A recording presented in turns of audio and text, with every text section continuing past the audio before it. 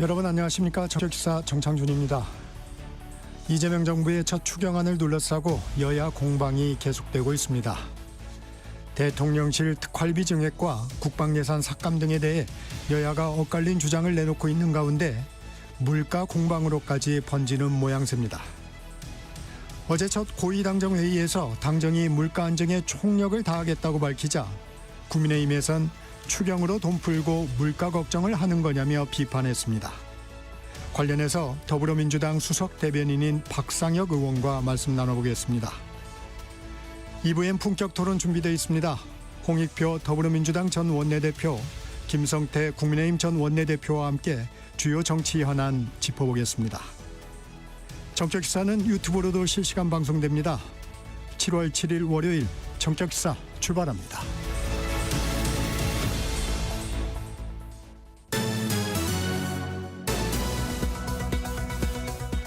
뉴스브리핑 시작합니다. 한국경제신문 최영찬 기자 나와 있습니다. 안녕하세요. 안녕하십니까. 이재명 정부 첫 고위당정협의회가 열렸습니다. 어떤 논의가 있었습니까? 예, 김민석 국무총리 임명 후 처음으로 이제 민주당과 정부 대통령실 고위 인사들이 모였습니다. 이재명 정부 첫 고위당정협의회가 열린 건데 이 회의에 참석한 김민석 총리는 당과 정부가 하나 돼 국정과 국민을 살린다는 각오로 함께 전력 투구하기를 기원한다고 당부했습니다. 민주당과 대통령실은 지난주 금요일 밤에 국회에서 통과된 추경안의 신속한 집행을 이제 한 목소리로 이야기했습니다. 네. 금요일 밤 국회를 통과한 31조 8천억 원의 그 추경은 이튿날인 지난주 토요일 임시국무회의에서 바로 의결됐는데요. 이재명 대통령은 추경이 어려운 국민 경제 상황을 고려해 긴급하게 편성됐다는 점을 강조해 신속한 집행을 지시했습니다. 이에 따라 이제 오는 21일부터 민생회복 소비 쿠폰을 지급하게 됩니다. 이 소비 쿠폰에 관심 많으실 텐데 네. 1차로 15만 원에서 45만 원의 이 소비 쿠폰을 모든 국민에게 지급을 하고요. 네. 그다음에 2차로 국민의 90%를 대상으로 10만 원을 추가로 지급하는 방식이고 일단 1차에서 차상위 계층과 한부모 가족은 30만 원, 기초생활주급자는 40만 원을 받고 이에 해당하지 않으면 15만 원을 받습니다. 네. 또 비수도권 주민은 3만 원을, 또 농어촌 인구 감소 지역 주민은 5만 원을 추가로 받고요. 중요한 건 신용 체크카드나 지역사랑 상품권, 선불카드 중 하나를 선택해서 본인이 신청을 해야 합니다. 정부는 추경 예산 중 85%를 9월 말까지 집행하겠다는 계획을 보고했습니다. 본인이 신청해야 되는 거죠? 그렇습니다. 네. 물가 문제도 테이블에 올랐습니다. 예, 민주당과 정부는 가공식품 인상률 최소화 대책을 마련하기로 했습니다. 식품, 외식 물가 안정을 위해 정부가 업계 등과 긴밀히 소통하겠다는 건데요. 네. 그러니까 당에서 가공식품 가격 인상률 최소화와 같은 이 소비자 부담 경감에 지속적인 노력을 기울일 것을 요청했고 정부도 이를 적극적으로 검토하기로 했습니다. 또 풍수의 대책, 또 폭염 대처 강화 등 이 재난 안전 대책 논의도 이루어졌고요. 이 차관급 등 실무진 인선을 어느 정도 마무리한 만큼 이 고위당정 협의에 정리가 될 것이라는 게 민주당 쪽 설명입니다. 국민의힘 상황 좀 보죠. 김문수 전 국민의힘 대선 후보가 차기 당대표 선거 출마를 시사했습니까? 예, 김문수 전 후보가 지난 4일이죠. 서울 소재 한 호텔에서 열린 포럼에서 연사로 나왔습니다. 어떻게 얘기했냐면은 지금은 자유의 종을 울릴 사람이 필요하다. 저 김문수가 잘못된 부분에 대해 종을 울리고 목소리도 내겠다고 말했는데 네. 이 당내 계파 갈등 해소와 정부 여당이 추진 중인 법안에 대한 견제 필요성 등 이 정치 현안에 관해서 메시지를 적극적으로 내겠다 이런 의지를 밝힌 겁니다. 네. 또 낙하산 공천은 안 된다. 야당이 땡벌 정신이 있어야 한다는 등의 말도 했는데 이거 당권 도전에 나서라는 것 아니냐 이런 해석이 나오고 있습니다. 다른 유력 후보들의 움직임은 있나요? 일단 육선의 조경태 의원이 당대표 선거 출마 의지를 공개적으로 밝혔습니다. 네. 조 의원은 우리 당에는 비상계엄과 탄핵의 강을 건너야 하는 사명이 있다면서 대여 협상에 있어서도 강력한 투쟁도 해야 하지만 유연한 협상력을 가질 필요가 있다. 그러면서 출마를 결심하게 된 배경을 설명했습니다. 아무래도 정치권 관심은 한동훈 전 법무부 장관 출마 여부인데요. 네. 아직 고심하는 단계인 것으로 알려졌습니다. 이번 전당대회에서 선출되는 당대표는 지방선거 결과에 책임을 지게 돼 결국 1년짜리라는 것이 정치권 인사들의 중론인데 이 때문에 주변 측근들도 얻는 게 없으니 한 전 대표가 출마해서는 안 된다 이렇게 만류하는 분위기가 강한 것으로 알려졌습니다. 네, 미국의 상호간세 부가 유예 만료를 앞두고 우리 정부 고위 인사들이 잇따라 미국을 찾고 있습니다. 예, 관세가 부과될지 미뤄질지 또 트럼프 대통령이 12개 나라의 관세율을 통보하기로 한 날짜가 지금 오늘입니다. 바로. 네. 우리 정부에선 여한구 통상교섭본부장이 그리어 미국 무역대표부 대표를 만나서 이 우리 정부의 무역 구상을 제시했습니다. 우리 측은 우선 트럼프 대통령이 관심을 보여온 조선과 반도체 등의 첨단 제조업 분야에서 협력을 강화하는 게 이 상호 이익이다 이런 점을 강조했습니다. 네. 이 내실 있는 협상을 위해 얼마 남지 않은 상호 관세 유예 기간을 연장하자는 요청도 전달했습니다. 자동차와 철강 등에 대한 품목 관세의 철폐 또는 완화가 이 반드시 포함돼야 한다는 점도 강조했습니다. 네. 지금 위성락 국가안보실장도 협상 지원을 위해서 방미 나섰습니다. 이 이재명 정부 출범 이후 국가안보실장의 미국 방문은 처음인데 트럼프 대통령이 정상 간 결단을 선호하는 만큼 이 한미 정상회담 일정을 확정짓는 데 좀 주력할 것으로 보입니다.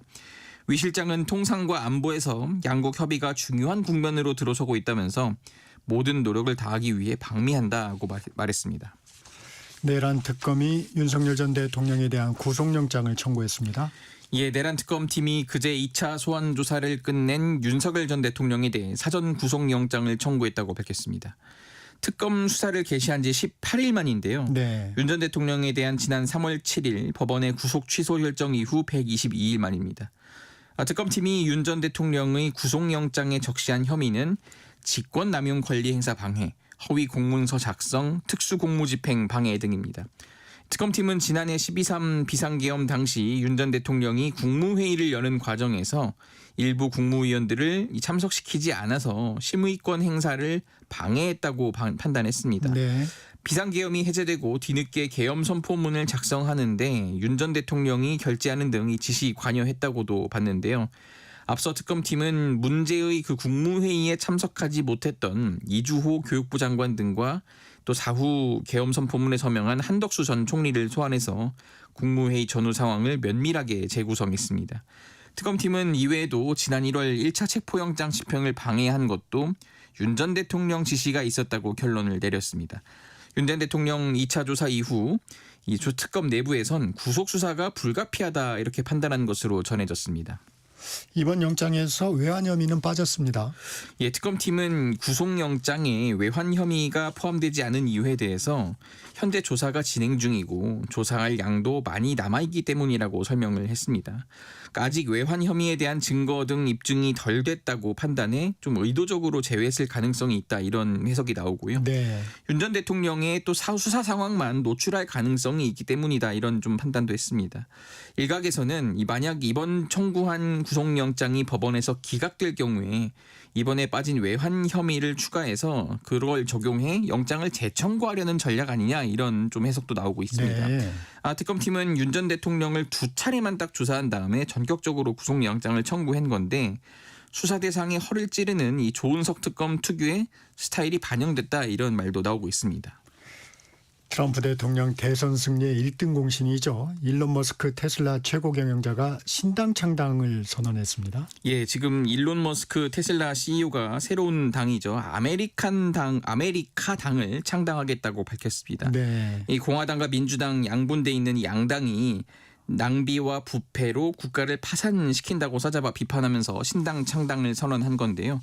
이 머스크는 지난 대선에서 트럼프 대통령을 도운 다음에 신설된 정부 효율부 수장을 맡아서 정부 인력과 예산 감축 이 칼바람을 주도했습니다. 첫 강요 회의에서 벤스 부통령보다 먼저 발언할 정도로 트럼프 대통령의 최측근 실세로 꼽혔습니다. 하지만 트럼프 대통령이 향후 10년 동안 우리 돈 5천조 원가량 재정 적자가 늘어날 수 있는 감세 법안을 추진하자 공개적으로 충돌을 한 건데요.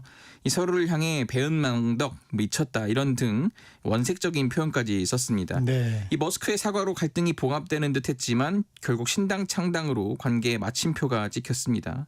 이 머스크는 내년 11월 중간선거에서 상원 2석, 하원 10석 안팎을 노리고 있습니다. 지금 상원이 53대 47, 또 하원이 220대 212 양당이 팽팽한 상황에서 네. 한번 내가 캐스팅 보트를 쥐어보고 트럼프 대통령 정책을 막겠다 이런 구상이 나오고 있습니다. 네, 여기까지 듣겠습니다. 뉴스브리핑 한국경제신문 최영찬 기자였습니다. 고맙습니다. 감사합니다. 정책시사 듣고 계신 지금 시각 7시 30분입니다. 날씨와 교통정보 듣고 정책시사 이어갑니다. 전격 시사 날씨 정보입니다. 이번 주도 밤낮 없는 무더위가 이어지겠습니다. 밤사이 많은 지역에서 열대야가 나타났고요. 한낮에는 대구 37도, 광주 35도, 대전 34도, 서울과 부산 32도까지 오를 전망입니다. 어제 39도까지 올랐던 강릉은 오늘 33도를 보이는 등 동해안 지역은 오늘부터 동풍이 불어와 폭염의 기세가 조금 누그러지겠는데요. 하지만 서쪽 지역은 앞으로 더위가 더 심해지면서 내일과 모레 서울과 대전, 광주의 낮 기온이 36도까지 오를 전망입니다. 오늘과 내일 대기가 불안정해서 전국 곳곳에는 천둥, 번개와 돌풍을 동반해 5에서 50mm의 소나기가 내리겠고요.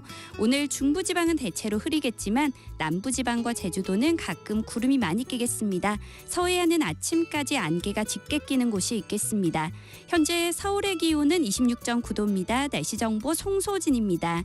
이어서 이 시각 교통 상황을 KBS 교통정보센터 이현 씨가 전해드립니다. 네, 출근길부터 힘겨운 월요일입니다. 사고를 정말 조심하셔야겠는데요. 경부고속도로 서울 쪽으로 경북 지역입니다. 칠곡 분기점 부근에서 승용차 관련한 사고가 있었습니다. 처리는 조금 전에 됐지만 금호 분기점부터 여파를 받고 있습니다. 이후의 정체는 수도권 구간입니다. 기흥 부근에서 수원 쪽으로 더디게 지나고 있습니다. 금토 분기점에서 반포 쪽으로 답답합니다. 서울 시내는 올림픽대로 하남 쪽인데요. 잠실대교 부근에서 사고 발생했습니다. 이 때문에 1, 2차로가 차단돼 있고요. 영동대교부터 많이 밀리고 있습니다. 또 이 전이죠. 행주에서 한강대교 쪽으로 가는 데는 1시간 정도 필요하겠습니다. 강변문호 구리 방향 가양대교에서 동작대교 쪽으로 많이 밀리는데요.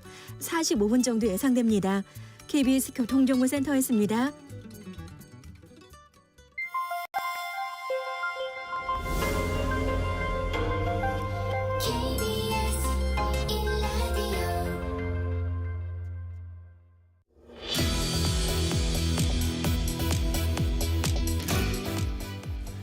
전격 인터뷰 먼저 박상혁 더불어민주당 수석 대변인 만나보겠습니다. 의원님 안녕하세요. 예, 안녕하세요. 예, 활기찬 월요일 아침 되었으면 좋겠습니다. 네, 이 여야가 바뀌고 나서 이제 여당 의원이자 원내 지도부로서 지난 한 달 좀 어떻게 보내셨습니까?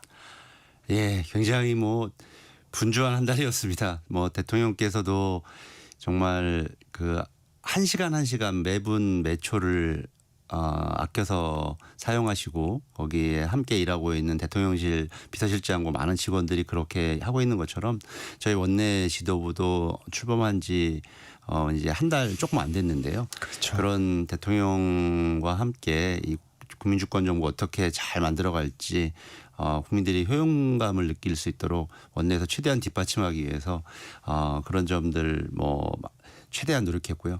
특히 이제 저희들 같은 경우는 먼저 좀 어려운 협상이었습니다만 원내 저의 상임위원장들을 재선출해서 그런 부분들을 좀 할 수 있는 기반 마련했고 또 이번에 추경안을 통과시켜서 대통령께서 일할 수 있는 예산적인 지원과 기본 토대를 좀 마련했다는 데 대해서 좀 자평하고 있습니다. 지금 추가경정 예산안 말씀하셨으니까 당초 여야 합의가 좀 기대가 됐었어요. 근데 왜 이렇게 된 건가요? 예, 저희도 여야 합의를 기대하고 또 국민의힘 쪽에서도 지금에 있는 어려운 경제 여건, 경제 상황을 만든 근본적인 책임을 전 국민의힘이 지고 있다고 지금 생각을 해서 그런 부분에 관련해서 최대한 협조를 할 거라고 저희들은 기대를 했거든요. 근데 막판에 좀 상황들이 좀 어렵게 됐는데 얘기를 한다면 두 가지 요인들로 좀 집약될 수 있을 것 같아요. 첫 번째가 이 소비 쿠폰 관련된 예산 증액 문제인데 그 본인들은 취지 자체는 반대하지 않는다라고 하는데 핵심은 그런 데가 있습니다. 지금 지역이 굉장히 어렵습니다. 서울을 제외한 여러 지역이 굉장히 지방 정부가 어려운 경제 여건을 가지고 있거든요. 그래서 이번에 그 국고와 지방의 이 매칭 비율을 어떻게 할 것인가에 대해서 굉장히 저희 당에서도 고민이 굉장히 많았습니다. 왜냐하면 지방은 거의 지금 고사 직전에 있는 상황이어서 그래서 소비 쿠폰 같은 경우도 지역에 조금 더 주는 방법, 인구 소멸 지역이라든지 이런 데에 대해서도 조금 더 지원하는 방법들을 저희들이 국민들이 그 고민을 했지 않겠습니까? 그런데 이런 부분에 대한 국고 지원 문제인데 상임위 행정안전위원회나 예결위 단계에서도 국민의힘 의원들이 상당 부분 동감하고 왜냐하면 그분들도 다 지역에서 그렇죠. 활동하시는 의원님들이기 때문에 그렇게 얘기를 했는데 막상 이 본 마지막 협상을 할 때는 좀 다른 얘기를 하면서 왜냐하면 그렇게 지원하려면 조금 좀 증액을 해야 될 필요성이 그렇죠. 있었기 때문에 네. 근데 그렇게 하기 그 문제가 하나의 큰 걸림돌이 됐던 거고요. 그다음에 뭐 대통령실 특활비 문제는 좀 본질의 문제는 아니었다고 생각합니다. 본인들이 이제 명분을 찾기 위해서 이제 협상을 원래 합의했던 부분에서 깨기 위해서 그런 부분을 찾지 않았나 저는 그렇게 판단하고 있습니다. 이 특활비 부분에 대해서 국민의힘의 비판. 아니 지난해 말에는 전액 삭감해놓고 왜 지금은 다시 되살리느냐. 이 부분은 좀 어떤 말씀 주시겠어요? 저희들이 특활비 자체를 부정하거나 특활비가 아예 필요 없다고 생각하지 않습니다. 그러니까 지난번에도 저희들이 얘기했던 거는 이것을 최대한 우리 국민의 대의기관인 국회에 어느 정도는 뭐 소명할 수 있는 상태에서는 소명을 하고 또 기재부의 지침들도 있으니까 그런 부분을 준수하면서 이런 부분들을 해소해 국민들의 걱정이 있으니 해소해 나가야 되겠다라고 하는 게 저희 입장이었거든요. 그래서 그때도 이 경호처 같은 경우는 그런 부분이 소명이 되어서 특활비가 전액 다 예산에 반영이 됐었습니다. 그런데 그렇지 않았기 때문에 우리 이소영 의원이 아주 뼈 있게 지적을 했죠. 그날 찬성 토론하면서 매일 폭탄주 먹고 일을 안 하는 것 같고 출근도 안 하는 것 같은 대통령한테 어떻게 국민들이 특활비 용인하겠나. 저희들은 지금 이재명 정부는 1분 1초 1시간 다투면서 일을 하고 있고 그렇게 노력을 하고 있다는 것을 지난 한 달간 보여드리지 않았습니까? 그래서 저희들은 책임 있게 쓰고 그런 부분들을 국민들께 소명드리겠다. 그렇게 답을 드렸습니다. 이번에 특활비를 좀 되살리면서 검찰 특활비에서는 여당 내에서도 좀 반발이 있었다고 그래요. 그건 어떤 내용인가요? 예, 아마도 기본적으로 아직 이 검찰에 대한 국민적인 신뢰, 특히 우리 당원들과 지지자들이 갖고 있는 검찰에 대한 불신 이런 부분들이 그 안에서 좀 논의가 되었거든요. 근데 저희들도 그런 부분들을 원래도 부대 의견에 좀 전과 같은 그런 조건 사항들을 담았습니다. 그런 부분들을 이제 검찰 개혁 이후에 그거는 추가적으로 담은 거고요. 원래도 근본적으로 이 특활비는 그렇게 투명하고 이런 부분을 조건으로 해서 한다는 걸 담았는데 이제 그런 부분 이상의 특히 이 검찰 부분 관련돼서는 아직 그런 신뢰가 없기 때문에 우리 의원님들의 말씀을 듣고 저희들은 그럼 이런 부분은 검찰개혁 입법 이후에 집행하도록 하겠고 특히 이제 정성호 법무장관이 장관이 되시면 인사청문회를 통과되시면 그런 부분들과 관련해서는 책임 있게 법무부 장관으로서 저희들은 할 수 있는 그 권한과 능력이 있으시기 때문에 그렇게 걱정과 우려를 해소해 나가겠다. 저는 이번 과정을 통해서도 다시 한번 검찰개혁에 대한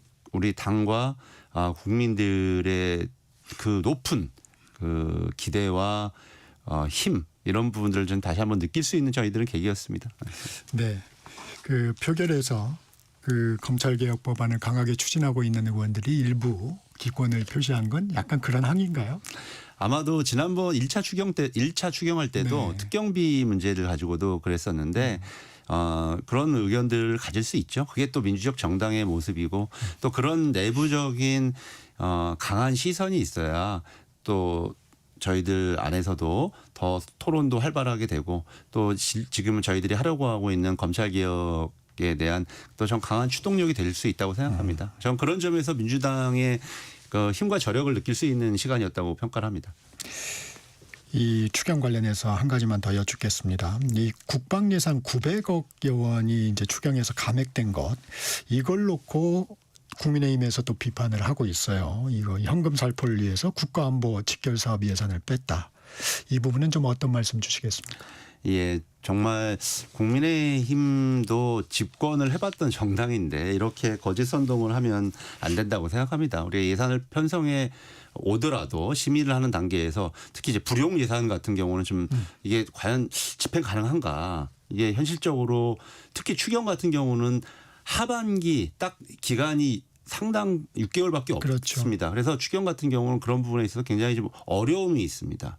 그래서 그런 부분들을 좀 철저하게 심의하거든요. 그런데 이번에 국방 예산 같은 경우 중에서 가장 많이 삭감된 게 GOP 과학화 경계 시스템 뭐 이런 네. 부분 예산이라고 해요. 그런데 이게 시험 평가가 지연돼서 계약 자체가 불가한 상황인 것으로 저희들은 판단을 했고 그렇기 때문에 이런 불용 예산은 삭감하는 게 이 추경의 목적에 맞겠다라고 해서 된 건데 정말 도를 넘는 국민의힘의 선동 거짓 선동에 뭐 이제 국민들은 다 아실 거라고 생각이 들고요. 그리고 과거의 추경 사례를 보더라도 부처에서는 약간 관성이 좀 있습니다. 자신들이 편성해 오던 부분들에 대해서 또 반영하고 싶어하는 그런데 그런 부분들을 과연 정말 말씀드린 것처럼 이 단기간 내에 집행 가능한가 이런 것들을 중심으로 두고 철저하게 저희들이 이번에 심의했다 이렇게 말씀드리겠습니다. 이재명 대통령 주말에 국무회의를 열어서 추경안을 의결했습니다. 신속한 집행을 당부했는데 어제 열린 고위 당정협의회에서도 이에 대한 논의가 있었죠? 예, 말씀드린 것처럼 이 추경의 의미는 마중물의 성격이 강합니다. 특히 지금 여러 가지 7월, 8월, 9월 이렇게 좀 여러 자영업자들이라든지 이런 상황이 굉장히 좀 어려움에 좀 처해 있다고 어제도 보고가 좀 되어 있어서 네. 이럴수록 빨리 이 추경을 잘 조기에 집행해서 이런 제대로 된 역할을 할 수 있도록 저희들도 요청드렸고 뭐 그 전날 국무회의에서 이재명 대통령께서 말씀을 주셔서 거의 참석했던 뭐 예산 관련된 또 재정 관련된 많은 공무원들도 좀 다 공감하는 분위기였습니다. 그래서 저희들이 이제는 국회에서 심의를 했기 때문에 집행부가 제대로 된 역할을 해야 될다라고 생각합니다. 그런데 과거에도 이런 저희들이 과거 코로나 때라든지 이럴 때 해봤던 경험과 능력이 있기 네. 때문에 정말 우리의 유능한 공무원들이 잘 집행하는데 크게 좀 어려움 없을 것으로 좀 기대합니다.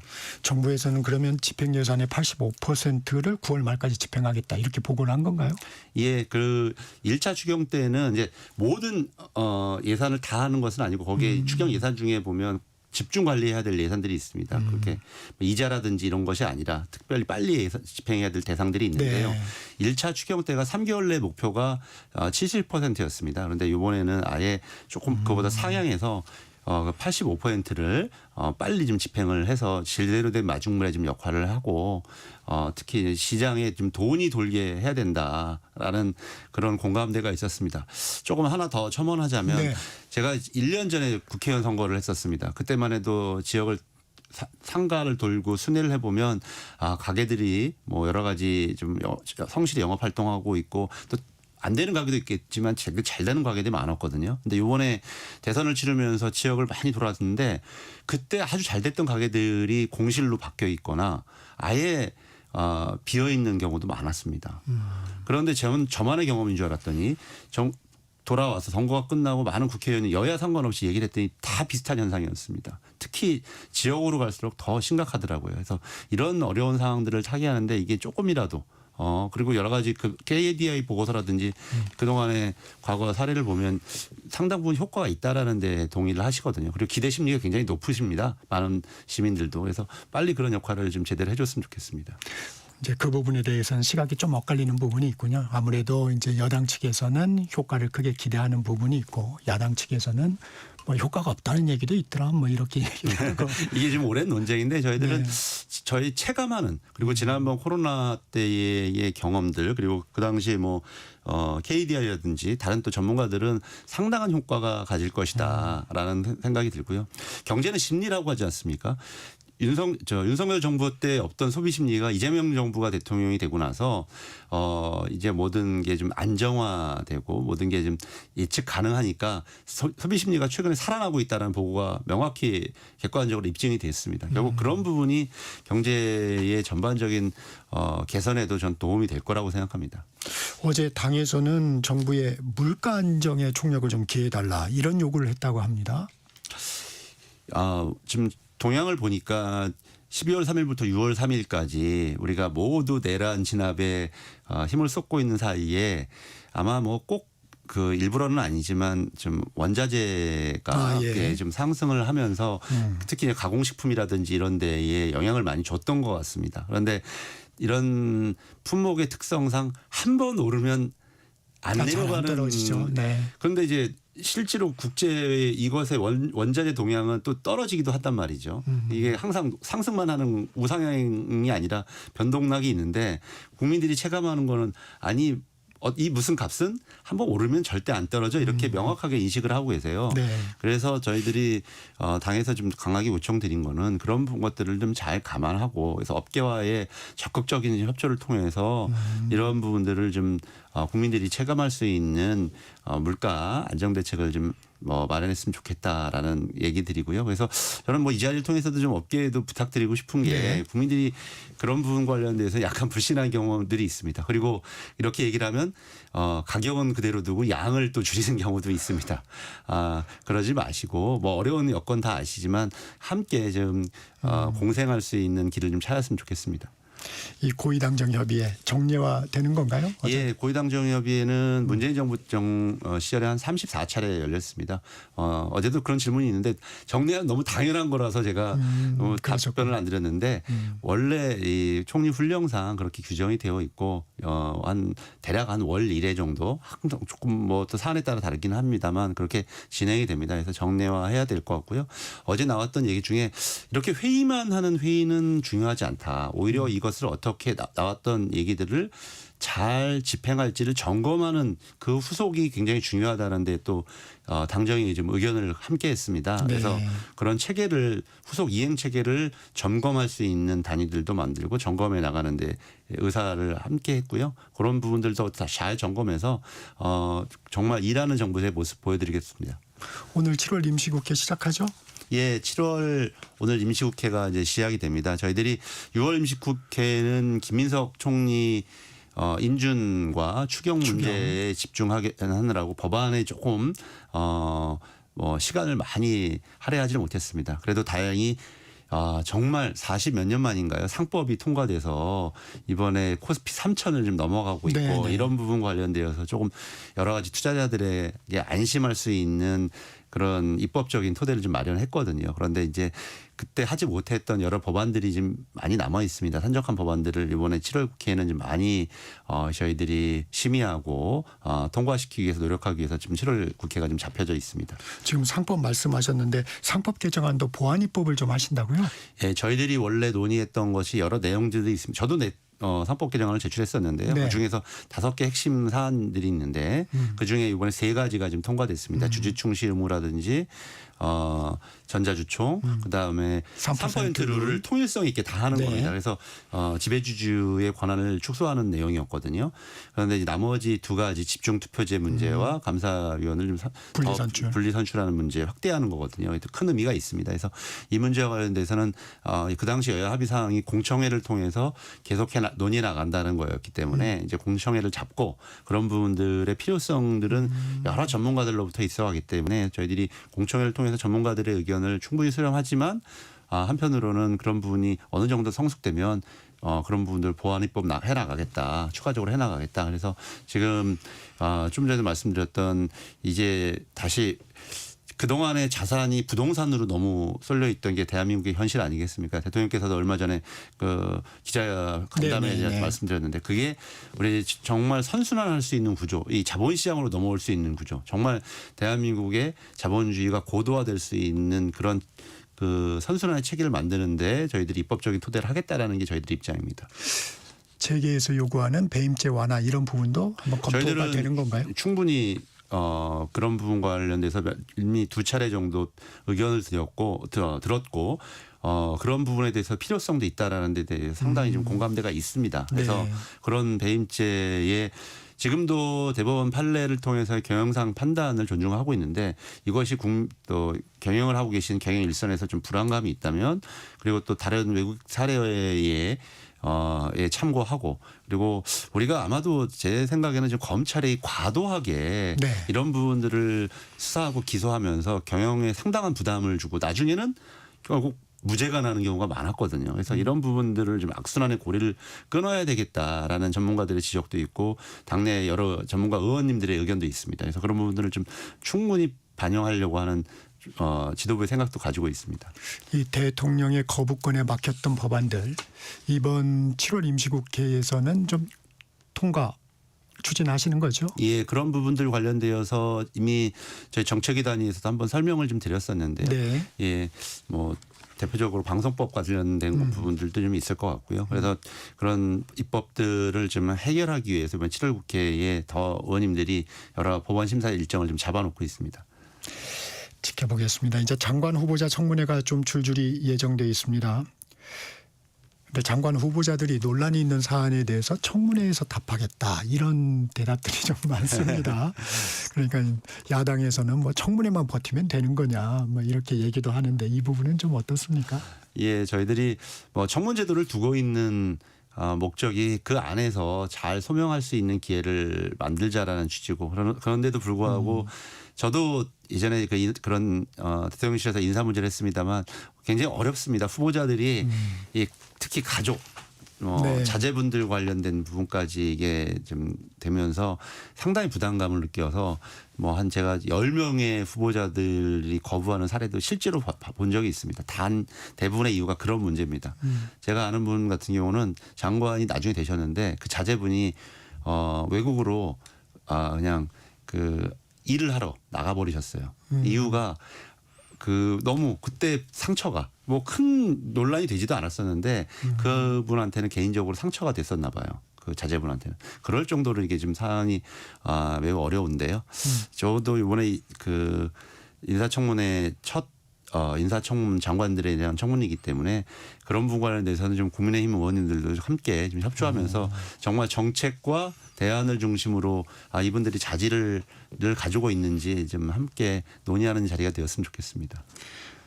윤석열 전 대통령 내란 특검팀이 구속영장을 청구했습니다. 이거 3차 소환 되는 거 아니냐 하는 생각도 있었는데 바로 구속영장이 청구됐는데 좀 어떻게 보십니까? 예, 조은석 특검이 굉장히 속도감 있게 진행을 좀 하고 있습니다. 네.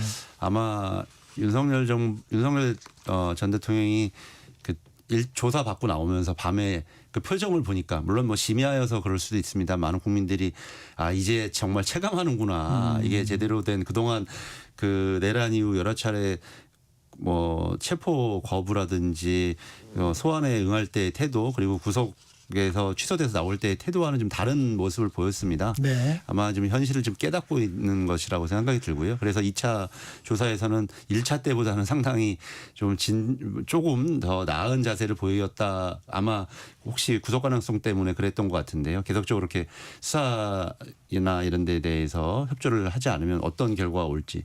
저는 이번 구속영장 청구 빨리 이제 발부가 되어서 저희들이 얘기했던 합법적 탈옥 상태로부터 국민들이 안심할 수 있는 내란 수계의 구속 상태가 될 수 있도록 법원도 잘 알고 판단해 주실 거라고 기대를 합니다.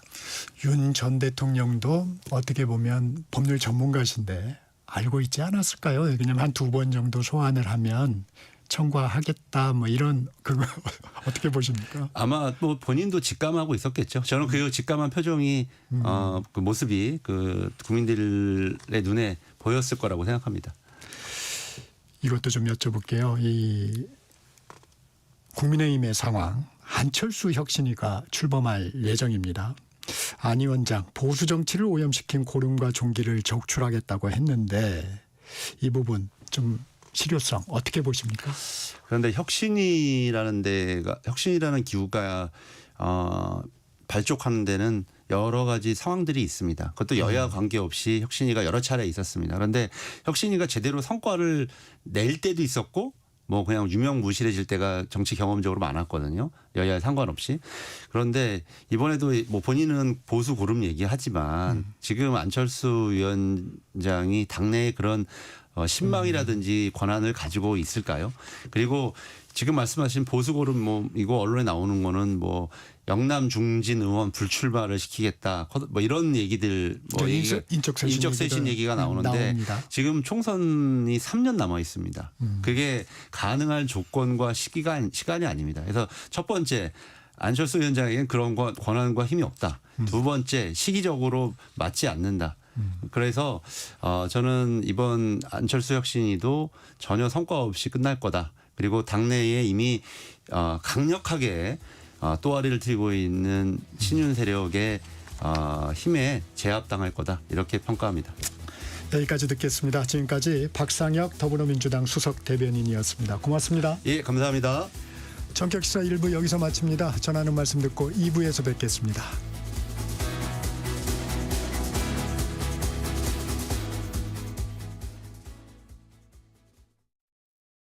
안녕하세요. 서울특별시의회 의장 최우정입니다. 서울의 즐거운 변화, 여러분은 느끼고 계신가요? 기초학력 검사 덕분에 우리 아이 부족한 부분을 보완할 수 있었어요. 도시계획으로 지하 안전까지 미리 챙겨주니까 안심이 되네요. 이 변화의 중심에는 시민의 목소리를 정성껏 듣고 실천하는 111명의 의원들이 있습니다. 앞으로도 시민의 삶을 더 세심하게 챙겨 내일이 기대되는 서울을 만들겠습니다. 청렴한 의회로 늘 시민 곁에 있겠습니다. 이 캠페인은 서울특별시의회와 함께합니다. 광복 80년 KBS 라디오 캠페인 밸류업 대한민국.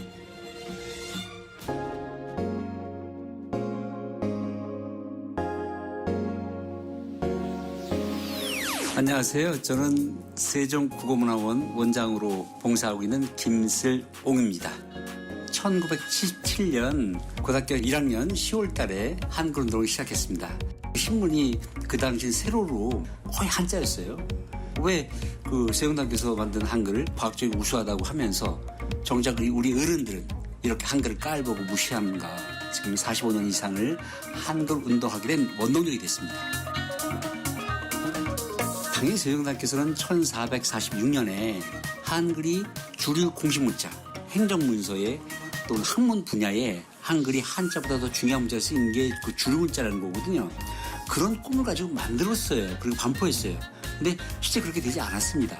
그래서 1945년 광복 후에 한글이 서서히 진정한 주류 문자로 자리 잡게 된 겁니다. 이제부터는 이제 한글이 우리나라 사람과 외국인들한테 어떻게 인식되는가가 중요한데 우리나라 사람들한테는 자부심, 자긍심, 한글 산업으로 연결되는 그런 문자로 인식이 됐으면 좋겠어요. 외국인들한테는 이 한글의 보편적 가치, 한글에 담긴 민주성, 과학성, 예술성 이런 것들을 전 세계인들이 그 가치를 나누는 거죠. 이런 것들을 마음껏 나누는 그런 문자로 인식되었으면 좋겠습니다. 광복 80년 우리가 가야 할 길을 묻습니다. KBS 라디오 캠페인 밸류업 대한민국이었습니다.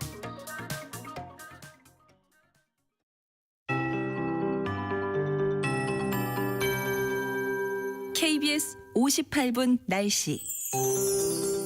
이번 주도 밤낮 없는 무더위가 이어지겠습니다. 밤사이 기온이 25도 아래로 떨어지지 않아 많은 지역에서 열대야가 나타났고요. 한낮에는 대구 37도, 광주 35도, 대전 34도, 제주 33도, 서울과 부산 32도 등으로 대부분 어제만큼 오르는 가운데 습도가 높은 지역은 체감더위가 더 심하겠습니다. 온열 질환에 걸리지 않도록 주의하시기 바랍니다.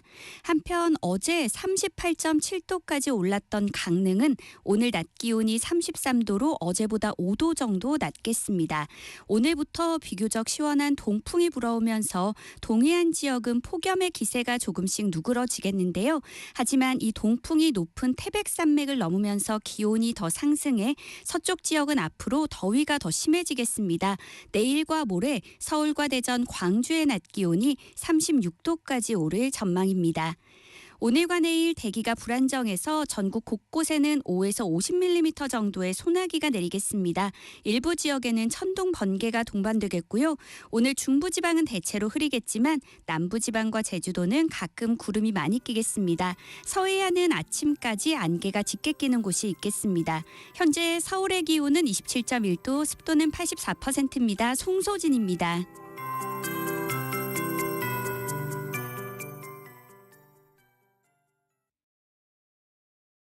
정성을 다하는 국민의 방송 KBS가 8시를 알려드립니다.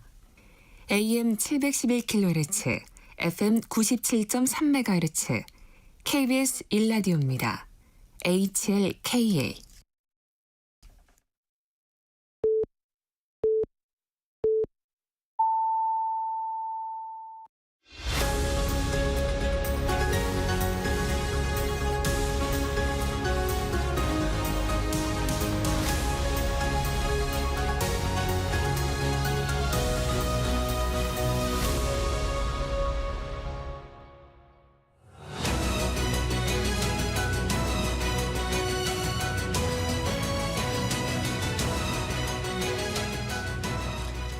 매주 월요일 정치 현안을 품격 있게 토론하는 품격 토론 함께해 주시는 두 분 소개합니다. 홍익표 전 민주당 원내대표, 김성태 전 국민의힘 원내대표 자리했습니다. 안녕하십니까? 예, 반갑습니다.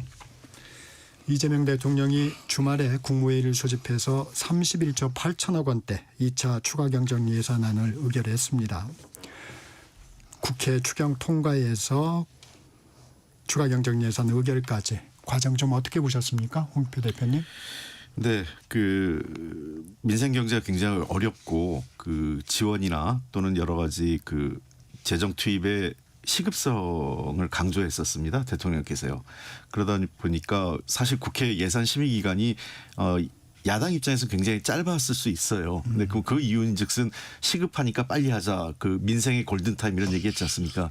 그렇게 해놓고 국회가 금요일날 통과했는데 화요일날 정기 국무회의까지 기다리는 것 자체는 정부 입장에서는 약간 모순될 수도 있기 때문에 이재명 대통령과 그 정부는 좀 더 속도감을 내자. 그래서 국무회의가 빨리 하고 이후 그 집행 절차 들어가면 속도를 더 조금이라도 하루 이틀이라도 더 낼 수 있지 않느냐. 이렇게 해서 금요일에 통과되자마자 바로 그 다음날 국무회의 소집해서 통과시키고 그리고 그 내용들을 그럼 이제 정부가 월요일부터 바로 이 관련된 내용을 집행 절차에 들어갈 수 있지 않습니까? 그렇기 때문에 상당히 속도감을 내기 위한 조치였다. 이렇게 보입니다.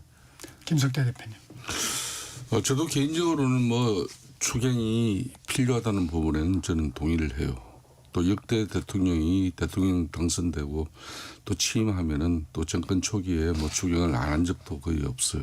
그렇기 때문에 추경을 일정 부분 하는 것은 맞아요. 더군다나 또 13 비상계엄으로 또 한 7, 8개월 국가가 불확실한 가운데 그렇지 않아도 경제가 상당히 어려운 상황에서 더 어려워진 그런 문제가 있었거든요. 그렇기 때문에 아마 추경을 하는 부분은 맞는데 이재명 대통령이 취임하고 가장 중시한 부분이 이제 윤석열 대통령하고 가장 큰 차별화가 윤석열 전 대통령은 정치를 실정시키고 오로지 통치를 가지고 국정 운영에 전념하겠다는 그런 입장이었는가 하면은 이재명 대통령 입장에서는 이 여야 간에 그러니까 국회를 존중하면서 여야 간의 협치를 통해 가지고 국정 운영 이 방식이거든요. 네. 그 엄격한 차이 있는데 그래서 이재명 대통령은 뭐 야당하고의 소통도 상당히 중시하고 그래서 이제 이런 부분이 언행 일치로 이루어지려면은 당정 간에 이게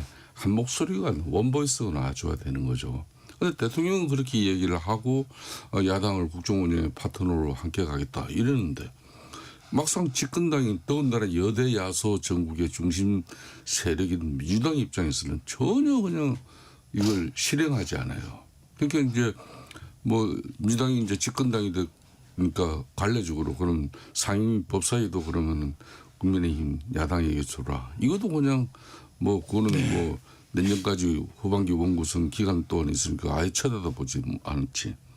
그러니까 이번에 추경 같은 경우도 국민의힘이 일정 부분은 합의 처리를 해 주려고 우리 같은 사람도 정권 초기에 그냥 너무 그렇게 뭐 날씨게 할 건 아니다. 더군다나 경기가 너무 어려워서 민생 경제의 그런 시성도 생각해 가지고 일정 부분 해야 된다. 그래서 여야 협치의 시작으로 야당도 일정 부분 하려고 그러는데 이게 사단이 난 게 채무 탕감. 이 채무 탕감에서 이것도 이제 그러면 7년에 5천만 원 이하의 그냥 은행 대출 채무를 지고 있는 사람은 다 해주냐 말이에요. 이것도 이제 국민의힘은 선별적으로 해가지고 이 개인 빚처로 개인 빚 내용은 도박에 지출한 경우도 있고 뭐 정말 이거는 납득이 안 되는 그런 내용으로 지출한 사람들 이런 사람들까지 다 해줘야 되냐 이런 논란이 좀 있었죠. 그런 부분하고 이제 규모였는데 저는 그래서 이게 결국은 합의 처리를 하지 못하다 보니까 가장 큰 문제가 발생한 게 국방 예산 삭감한 부분하고 특갈비 부활이죠. 이건 전형적으로 내로남불이에요. 그러면은 윤석열 정부는 특활비가 필요 없어서 전액 다 삭감 작년 연말에 시켜버리고 이재명 정부는 들어서니까 특활비가 필요해서 그러면 특활비를 필요하면 최소한 대국민 사과라도 하고 일정 부분 작년 연말에 이 특활비 다 날린 부분은 좀 잘못됐다. 앞에 계신 우리 홍영표 대표님께서도 이번 원내대표를 해서 예산 뭐 이 지휘도 해보셨겠지만 네. 이 홍 대표님 같은 경우는 한 30% 정도는 작년에 그래도 남겨둬야 된다는 입장이었거든요. 이래 합리적 민주당 내에 입장도 있었어요. 그래서 그런 부분들이 결론은 뭐 참 이번에 추경안 처리의 모양새가 흐트러졌다. 저는 그렇게 생각하고 있어요. 당초 이 합의 처리에 대한 기대가 높았었는데 지금 지적해 주신 뭐 국방 예산 특활비 이 부분에 대해서 좀 예. 이 말씀을 주시면. 먼저 그 국방 예산 관련돼 가지고는 그 저는 약간 국민의힘의 태도가 이해가 좀 안 돼요. 네. 그러니까 이렇게 보통 우리가 추경 예산을 할 때 우리가 추경 예산, 그러니까 그 늘어나는 추가되는 예산을 확보해야 되지 않습니까? 네. 확보하는 방법은 몇 가지가 있어요. 하나는 정부 기금에서 남는 돈이 있는 거. 그 다음에 기존의 예산안 중에서 불용 처리할 거나 불용 처리 가능성이 높은 것 또는 보니까 그 100억 원을 배정을 했는데 속도를 보니 한 50억밖에 못 쓰겠다 해서 남을 것으로 예상되는 예산 그리고 정 모자르면 나머지는 국채를 발행해야 되지 않습니까? 그렇게 해서 추경 예산안을 20조라면 그 20조를 만들어내는 건데 정부 부처에 늘 그 예산부처에서 그 기재부가 정부 부처에 통보합니다. 불용 처리나 삭감할 수 있는 기존 예산에서 삭감할 수 있는 예산을 내라고 합니다. 그리고 자기들도 검토를 하고요. 그러면 제가 보기에 국방부에서 냈을 거예요. 왜냐하면 기재부가 국방 예산을 전문성도 없는데 이거 깎을 거야 이렇게 얘기 안 해요. 특정 항목을 지정을 해서. 그러면은 각 부처별로 내라 그 불용 가능성이 있는 거. 그러면 나중에 불용 처리되면 자기들도 골치 아프거든요. 부처가. 그렇기 때문에 불용 가능성이 있는 것들을 미리 제출을 합니다. 네. 그러니까 저는 이 예산안이 국방부와 동의하에 이루어졌을 거다. 문제가 없는 예산이다. 안보에. 그게 첫 번째 지적이고 두 번째는 왜 국민의힘이 그 예산심사 과정에서 이걸 못 발견했냐는 거예요. 정부가 만약에 예를 들면 그 시트지를 그걸 누락시키고 고의로 뺐다면 이건 중대한 문제가 됩니다. 그건 이 은폐니까요. 네. 그러나 그렇지 않거든요. 다 제출하거든요. 그러니까 제가 보기에는 국민의힘이 큰 뭐 예를 들면 먼저 그 쿠폰, 소비 쿠폰, 특활비 막 이런 거에만 관심이 있었지 전체를 꼼꼼하게 안 본 거예요. 그 못 봤을 가능성이 높다고 보는 겁니다. 그러니까 왜냐하면 예산안이 변경되는 거기 때문에 각각의 예산 그 관련 부처 상임위에서 다 심사를 해요. 그리고 이 시티지 갖고 문제가 항상 있기 때문에 제가 있을 때도 한번 난리가 난 적이 있었어요. 합의했던 시티지를 그 기재부에서 고의로 누락한 게 있어가지고 그것 때문에 제가 마지막에 한 번 더 그걸 뒤집었거든요. 그런 경우가 있기 때문에 꼼꼼하게 봐야 돼요. 그러니까 저는 국방 예산을 미리 챙기지 못한 책임이 1차적으로 있다. 그때 지적하려면 그때 써야 한다는 거고 특활비 부분은 그렇습니다. 특활비라는 게 약간 필요악 같아요.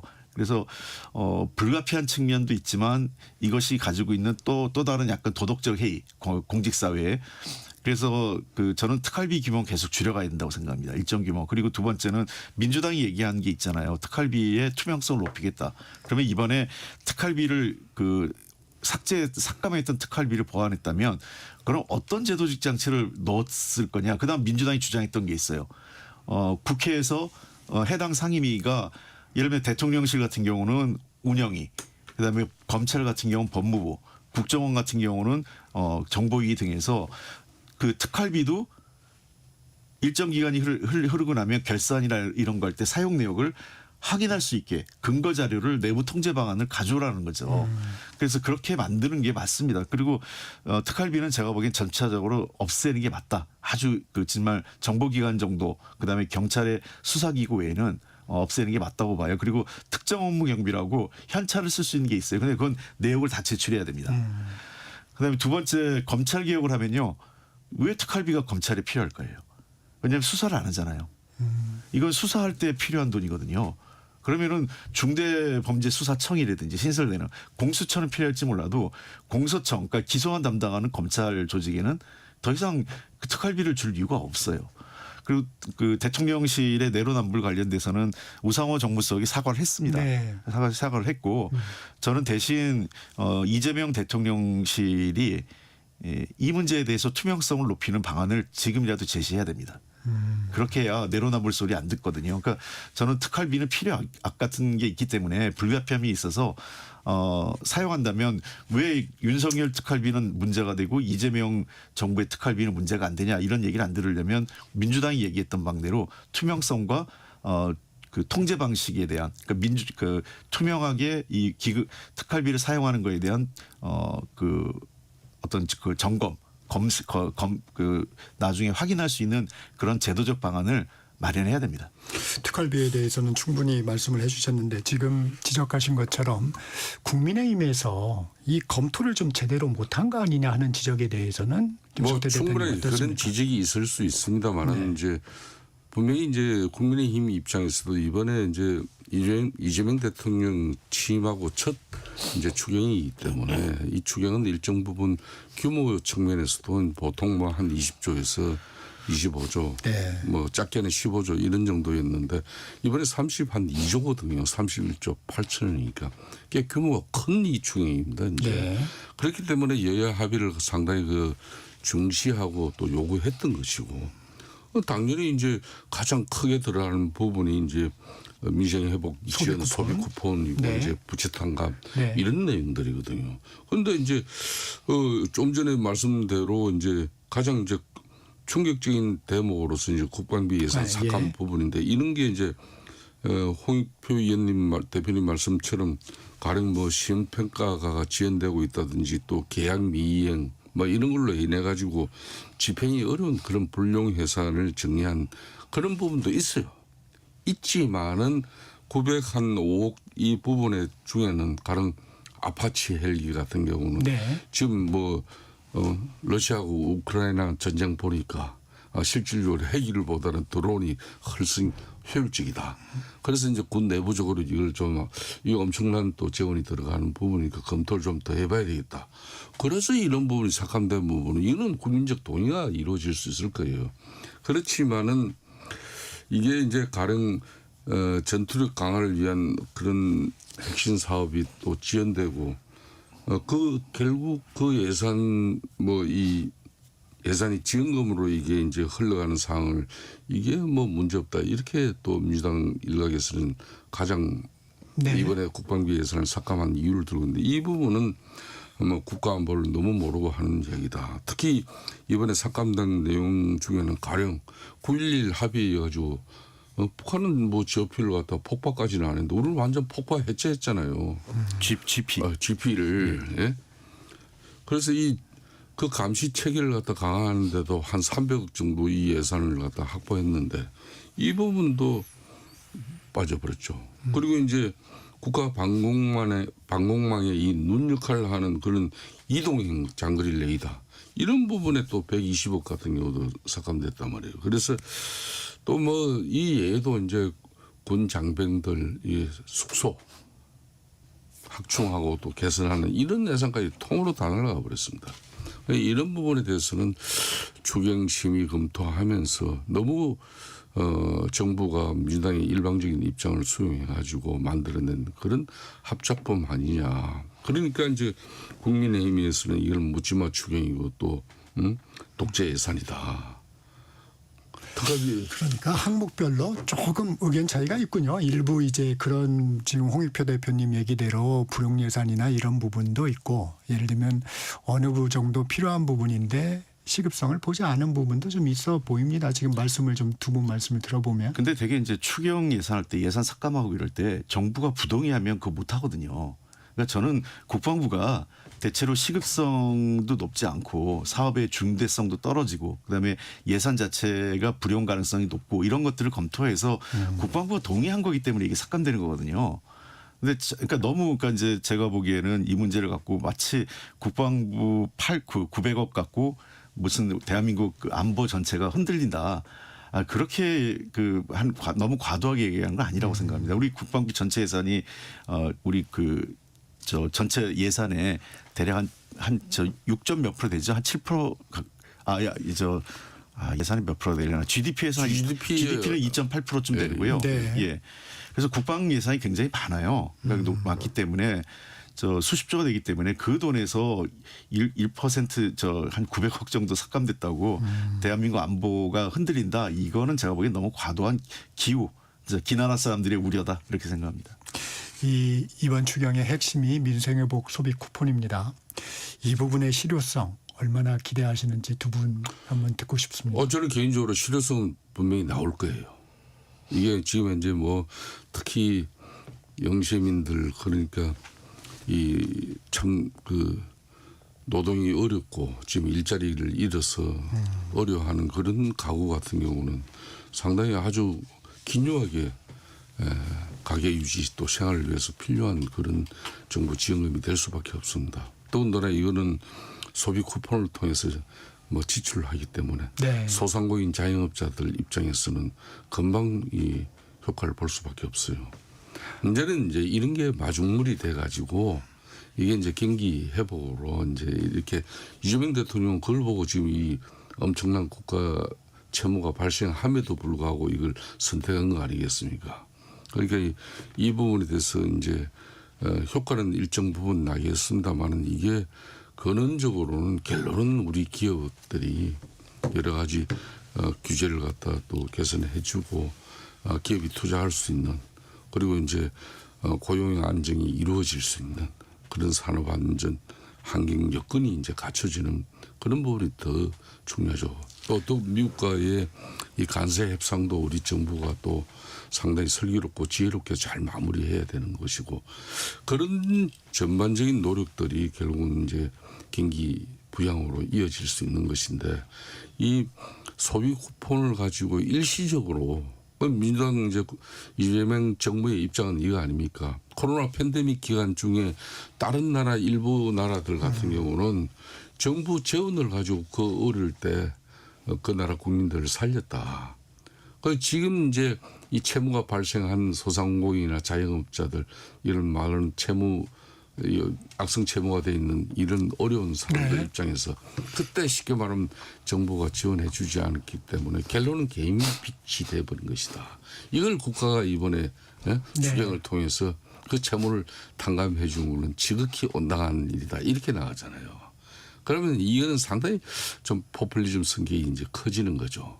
이런 부분에 대해서 그럼 선의롭고 다 지금 요즘 먹고 살기 어렵고 어느 뭐 소상공인 자영업자가 장사 잘 되고 또 중소기업 하시는 분들이 기업하기 좋아가지고 세금 꼬박꼬박 내는 그런 국민들 어디 있겠습니까? 어려운 가운데도 허리띠 졸라매고 그렇게 해서 국가의 뭐 이 납세의 업무를 다 하는 거 아니겠습니까? 그렇기 때문에 이런 부분에 대해서는 참 이제 앞으로는 신중해야 돼요. 정말 신중하고.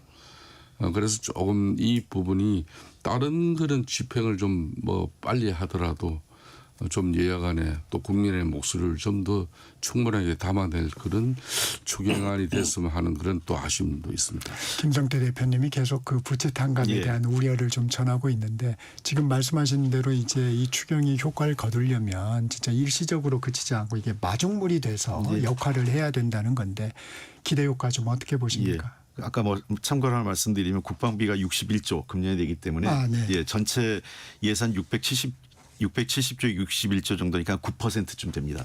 예산 내에서는. 네. 몇 가지 말씀드리면 일단은 소비 쿠폰은 상당한 효과가 있을 거로 봐요. 그러니까 많은 중소상공인 자영업자분들이 코로나 때보다 어렵다는 얘기를 하고 있기 때문에 일시적으로 시장에 어떤 그 숨통이 좀 트이면 자연히 수요가 생기기 때문에 가게들은 장사가 좀 될 거고요. 또 수요가 생기기 때문에 기업들도 만들어진 물건이나 이런 것들이 좀 팔릴 수 있다. 이런 측면에서 전체적으로 저는 그 경제가 일단 한 바퀴 도는데 순환하는 데는 상당한 도움이 될 거다 이렇게 보고 두 번째 이 그 부채 탕감에 대해서 비판적일 수 있습니다. 저는 뭐 충분히 야당에서 또는 모럴 해저드 그 채무자들의 모럴 해저드에 대해서 얘기할 수 있는데 지금 이 악성 부채가요. 실제로 예를 들면 전체 규모가 총 부채 규모가 3조다 그러면 그 3조 규모를 뭐 다 갚는 게 아니라 그 악성 채무가 돌면서 그 채권이 계속 가격이 떨어져요. 그러니까 실제로 한 10%나 15% 정도의 비용으로 전체 그 부채를 탕감할 수 있거든요. 그러니까 10조 원쯤 되는 악성 부채 채권 규모가 있다면 실제로 부담한 비용은 한 1조 원에서 1조 5천억이면 그 10조 원이 사라지는 겁니다. 그렇기 때문에 일부 뭐 도덕적 해이가 있는 분이 있겠죠. 뭐 예를 들면 도박하거나 뭐 이런 또는 뭐 고의적으로 안 갚는 사람도 있을 수 있겠지만 네. 더는 더 상당수 많은 사람들이 악성 채무로부터 벗어나서 정상적인 경제 활동에 복귀하는 것이 국가 경제에도 긍정적인 효과가 있다. 이 측면도 함께 봐줬으면 좋겠습니다. 이거를 꼭 이 모럴 해저드만 강조해서 나쁜 사람들만 그러니까 전체 100명 중에 나쁜 사람 5명 때문에 좋은 사람 그러니까 구제해야 될 95명을 외면해서는 안 된다는 거죠. 그러니까 어느 것이 정책 효과가 좋은지. 그러니까 될 수 있으면 집행 과정에서 좀 더 옥석은 가리려는 노력을 당국이 해야 되겠지만 저는 이 정책의 효과는 어떤 나쁜 사람 소수의 나쁜 사람보다는 다수의 어떤 그 정상적인 경제 활동을 하려고 하는 사람들에게 기회를 제공할 수 있다 이런 측면에서 효과를 거둘 수 있다고 생각합니다. 그리고 추경은 기본적으로 일종의 원포인트성이 가까운 거고요. 네. 다음에 우리가 이제 9월달에 제출되는 이재명 정부의 제대로 된 예산안에서 전략산업 그다음에 우리 사회 구조적 전환 또 인구 구조 그 인구 감소 문제 이런 등등의 문제를 우리 사회 구조적 문제를 해결하고 미래의 어떤 그 희망을 열 수 있는 예산안을 만들어내야 됩니다. 그걸 담아야 되고 국민의힘도 그런 쪽에서 좀 더 나중에 그 국회 예산 심의 과정에서 충분히 그러한 정책적 의견을 내주시면 좀 고맙게 생각합니다. 홍 대표님 나오셨으니까 요거 하나 여쭙겠습니다. 어제 고위당정협의회 있었잖아요. 거기에서 이제 당에서 물가 안정에 좀 총력을 기해달라 이렇게 요청을 했는데 그러니까 국민의힘에서는 아니 돈 풀고 물가 걱정 아니야 또 이런 비판도 나옵니다. 이 부분은 어떤 말씀 주시겠어요? 저는 한국은행장 그 한국은행 총재의 말씀으로 좀 대체하고 싶은데 한국은행 총재가 누구보다 한국은행의 주 업무가 그 물가 상승을 억제하는 게 최우선 과제 아니겠습니까? 이창용 총재조차도 그 전국민 지원에 대해서 긍정적으로 얘기했어요. 물론 그분은 약간 선별적 지원을 얘기했지만 어쨌든 이런 소비 쿠폰 형태로 시장을 해야 된다. 만약에 이 인플레 우려가 있었다면 한국은행 총재가 그것을 권하지 않았을 겁니다. 그러니까 정책 효과라는 건 이런 것 같아요. 지금은 물론 인플레 영향을 안 줄 수는 없습니다. 다소 인플레 영향은 있지만 이로 인해서 나타나는 선순환 구조가 훨씬 더 정책 효과가 좋은 것이고요. 두 번째는 그 인플레가 나타날 때에는 시장에 돈이 얼만큼 있느냐. 그다음에 돈의 회전 속도가 얼마나 빠르냐 등등 여러 가지가 고려가 돼서 통화량의 속도 등을 감안해서 이제 인플레가 발생하는 건데 지금 현 단계에서는 지난번에 한국은행에서 여러 차례 발표한 걸 보면 일정 정도의 자금이 시장에 풀린다고 해서 당장 인플레가 나타날 현상은 높아 보이지 않고 또 여러 가지 그 우리나라 지금 인플레 주 원인 중에 하나가 국제 효과였어요. 러시아 우크라이나 전쟁, 그다음에 석유값 등등인데 이런 부분들이 지금 상당히 안정세를 유지하고 있습니다. 러시아 우크라이나 전쟁도 소강 국면에 들어갔고 중동 전쟁도 지금 일단 그 확산되지 않고 오펙 그 플러스에서 그 추가 지금 증산을 합의했잖아요. 그런 측면 등등을 감안하면 우리나라 인플레 직접적인 영향을 주는 석유값을 비롯한 국제 요인이 상당 부분 안정돼 있어요. 환율도 안정돼 있고 그런 측면에서 이번에 소비 쿠폰이 한 13조 정도가 풀린다고 해서 저는 인플레가 크게 확산될 거라고 생각하지 않습니다. 그러니까 이게 홍 대표님 말씀이 뭐 상당한 부분 일리가 있습니다. 그러니까 이 경제라는 것은 개인 소비하고 이제 국가 재정이 투입되거든요. 그러니까 지금 뭐 소비 여력이 없으니까 이제 국가 재정을 풀어서라도 경기를 부양하겠다는 건데, 그러니까 이제 이 국가 재정이 투입되면 항상 이제 좀 문제가 생겨요. 그 가장 대표적인 문제가 물가 인상이고 또 한 가지는 이제 특히 부동산이나 이런 뭐 투기 이쪽에 가열되는 부분이다. 그러니까 이제 이 추경을 결정짓기 이전에 그러니까 전격적으로 수도권 여기 부동산이 가열되니까 초강도 대출 규제 유곡으로 그냥 이거 아주 초강도 대출 규제거든요. 이 규제안을 발표하고 이제 추경을 갖다 이제 이렇게 해서 한 13조를 갖다 지금 소비 쿠폰 형식으로 푼단 말입니다. 그러니까 이게 이창용 한국은행 총재 같은 경우도 사실상 국민의힘 내용하고 거의 비슷해요. 그러니까 이제 좀 생계가 막막한 그런 취약계층이라든지 이런 빈곤층 이쪽에 기초생활수급자 이런 쪽에 정말 지금 먹고 사는 문제가 그냥 어려운 그런 쪽에 집중하자. 그런데 전 국민 대상으로 일괄 풀어버리는 방식은 이건 이제 상당히 좀 조심해야 된다. 이런 부분이 이제 우리 당하고 일정 부분 괴를 같이 하는 부분이 있어요. 그래서 민주당은 좀 차등 부분도 이제 차등을 이제 네. 결론은 돈의 지급 방식, 소비 쿠폰 지급 방식을 가지고 차등안을 뒀지만은 그렇다고 해서 뭐 상위 10%나 진짜 뭐 네. 대려 이렇게 이런 국가가 어려움을 극복하는 시절에 좀 협조해야 될 쪽에서도 뭐 다 보편적으로 나라 이거는 좀 하여튼 뭐 이왕 결정된 부분이니까 네. 뭐 이게 선순환적인 효과가 빨리 발생하기를 바라는 그런 지혜를 모아야죠. 주제를 좀 바꿔보겠습니다. 민주당 추석 전까지 검찰개혁 입법을 마무리하겠다는 입장입니다. 속도전을 강조하고 있습니다. 검찰개혁 속도전 어떻게 보고 계십니까? 홍표 대표님. 예, 이 문제는 뭐 우리가 흔히 얘기할 때 저 새는 달구어졌을 때 때리란 말이 있듯이 검찰 개혁에 대해서 상당 부분 지금 국민적 저는 동의나 국민적 합의가 있다고 생각을 해요. 그러니까 물론 구체적으로 어떻게 하느냐에 대해서는 조금 그렇죠. 이견이 있을 수 있겠지만 검찰을 이렇게 그냥 둬서 안 된다. 검찰의 권한이 과도하게 커서 그로 인한 국가 사회적 폐해가 컸다. 이 공감대 있는 겁니다. 그런 측면에서 저는 검찰 개혁의 안을 국회에서는 법을 빨리 만들 필요가 있다고 생각해요. 논의를 늦출 이유가 없다고 생각을 합니다. 그래서 8월부터 바로 지금부터라도 아마 민주당이 본격적인 논의를 하려면 양당의 지도부가 좀 확정되고 나야 협의가 본격화될 것 같아요. 네. 예, 그래서 각각의 당이 지금 민주당 내에서는 아마 준비를 하고 있을 거예요. 실무단위에서. 네. 그럼 이제 당대표가 8월 2일 확정되고 나면 바로 이제 8월 국회에서부터 그거에 대한 국민적 공청회라든지 국민적 동의를 얻는 과정을 좀 거칠 거고 여야가 9월 달에 본격적으로 정기국회 열리면 협의를 시작해서 사실 법안의 문제에 대해서는 뭐 약간의 이견이 있겠지만 법안의 얼개라고 대통령이 얘기한 것처럼 제도적인 문제가 한 9월 또는 10월 중으로 마무리가 되면 법안이 처리된다고 해도 그 법안을 시행하는 데는 상당한 시간이 걸립니다. 제가 대체로 정성호 의원이 국민적 피해나 뭐 이런 얘기를 얘기했잖아요. 왜 그러냐면 갑자기 이제 이 수사기관 검찰이나 수사기관 문제가 조정이 돼 버리면 진행되고 있는 수사나 또는 공소되는 재판이 공중에 붕 떠는 경우가 있어요.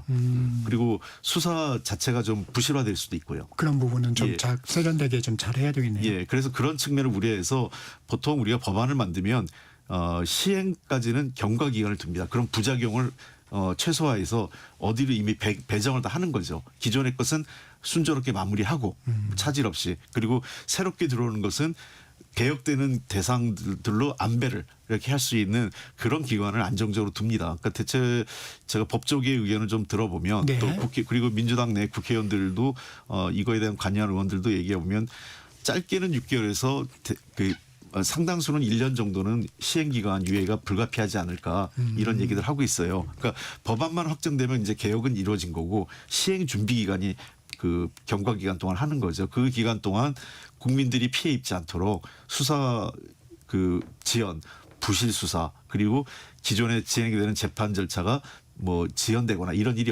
없도록 최소화하도록 하는 세심한 과정 관리가 필요합니다. 네, 본격 토론 잠시 쉬어가겠습니다. 전하는 말씀 듣고 3부에서 본격 토론 이어가겠습니다.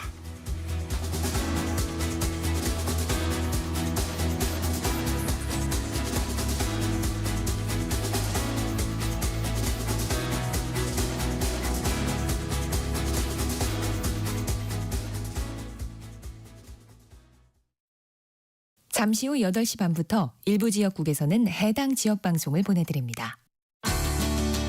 워렌 버핏은 가치 투자, 필립 피셔는 성장주 투자, 피터 린치는 장기 투자. 방법은 달라도 목표는 하나. 성기영의 경제쇼가 성공의 길로 안내합니다. 깊이 있게, 명쾌하게, 지금 이 시대 경제에 관한 모든 것을 알려드립니다. 평일 오후 4시 5분 성기영의 경제쇼와 함께하십시오.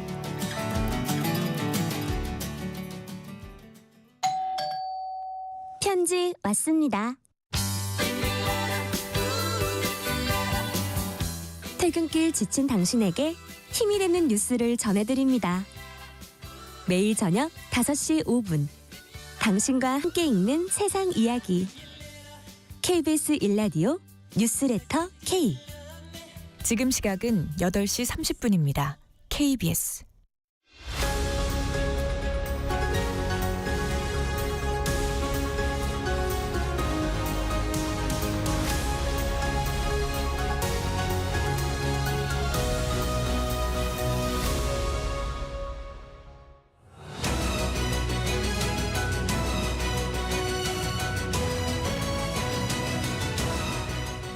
본격 토론 이어가겠습니다. 홍익표 전 민주당 원내대표, 김성태 전 국민의힘 원내대표 함께하고 계십니다.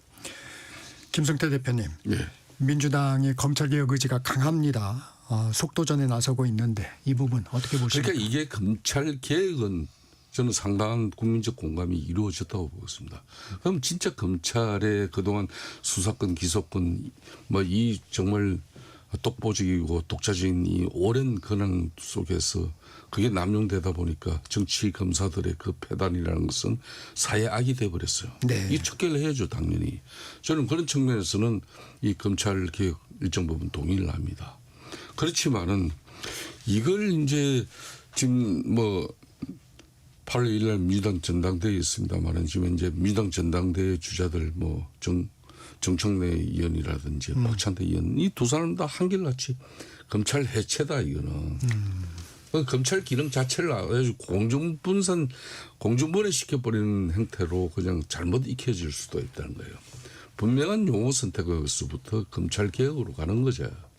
검찰 개혁으로 가기 위해서는 결국은 이게 사법 체계의 대혼란으로 이어질 수 있는 그런 모든 문제점을 사전에 발췌해내고 네. 또 시뮬레이션을 통해 가지고 이걸 막상 이재명 대통령 입장에서도 지난번 30일 기자회견을 통해 가지고 아마 추석 전에는 거의 얼개를 잡을 것이다.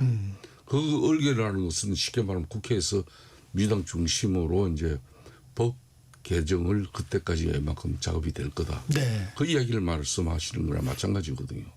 그렇다면 이거야말로 앞으로 공청회라든지 사회적 논의를 충분히 거쳐야 될 부분이에요. 아무리 지금 검찰 개혁이 필요하다는 부분에 대해서 국민적 공감, 더군다나 이재명 대통령의 국정 운영 지지율이 지금 뭐 초반부가 그런 대로 뭐 취임할 때보다 또 한 5% 정도 더 오르면서 이렇게 자신감을 가지고 있잖아요. 이럴 때 진짜 조심하면서 진행해야 되는데 이게 이제 윤석열 대통령의 12.3 불법 부당한 그런 이 계엄의 오판 이걸 이제 사법적으로 처리하는 부분에 대해서도 얼마나 혼란을 거쳤습니까? 공수처가 이 내란죄 수사 주체가 맞는 거냐부터 해가지고 경찰이 해야 된다. 그럼 검찰이 한 거는 뭐냐? 이런 식으로 또 뭐 영장 발부를 갖다 뭐 쇼핑하듯이 한다. 이래가지고 엄청난 혼란을 빚었거든요. 그 하나의 경우만 보더라도. 그런데 그 70년 가까이 유지해온 이 현재 검찰의 수사 기소권 이걸 갖다가 완전히 이제 해체 쇼를 통해 가지고 새롭게 만든다는 건데 여기에는 충분한 국민적 공감이 이제 이루어져야 되는 것이고 그런 사회적 논의가 그만큼 중요하다는 겁니다. 그래서 그러려면은 이걸 갖다가 또 이제